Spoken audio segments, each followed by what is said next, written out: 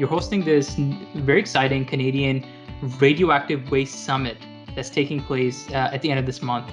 Can you tell me a bit more about this summit? So what are some of the things you're looking forward to at that summit?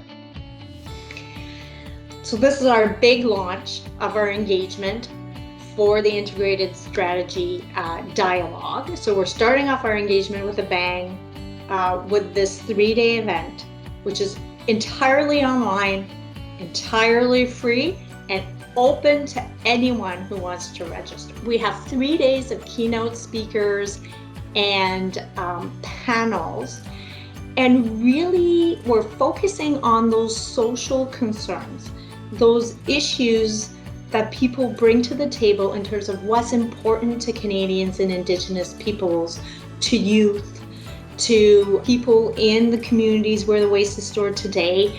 And we're hoping that by bringing them all to the same venue, the same event, we will give everybody an opportunity to hear everybody's point of view, what's important to them, and from them, identify the commonalities on which we can actually build this strategy together.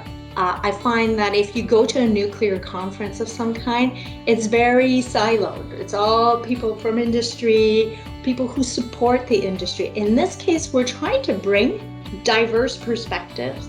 So instead of talking to ourselves, we're hearing what everybody else has to say, so that really we're getting a full picture of what's important.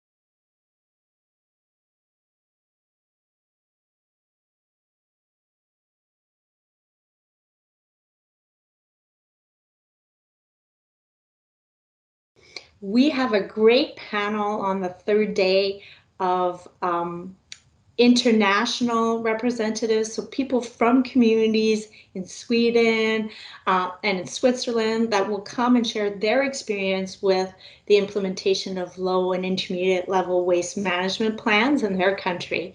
We also have a fantastic panel on lessons learned from past projects and projects that may not have gone the way folks might have liked. So we're going to have the former chair of the USNRC, Dr. Alison McFarland, who is a member of the Blue Ribbon Commission, to come and speak to us about Yucca Mountain.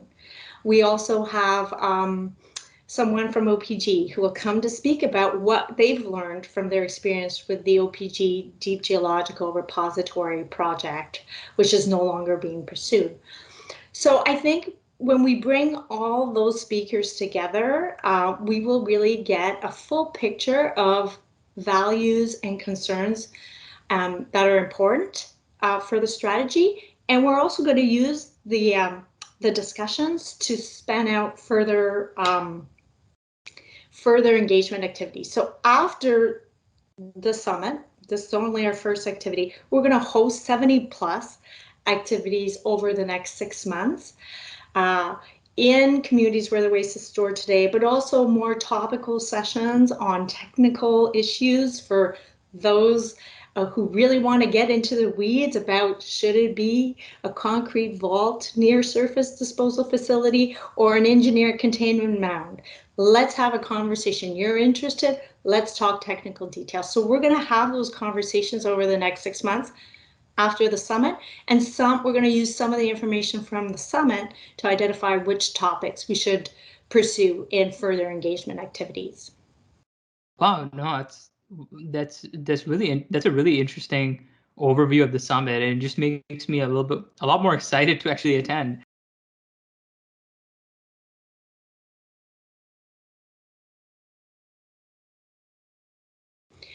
And so we have panels that are going to be made up entirely of youth from different spectrums of climate change activists, North American young generation and nuclear.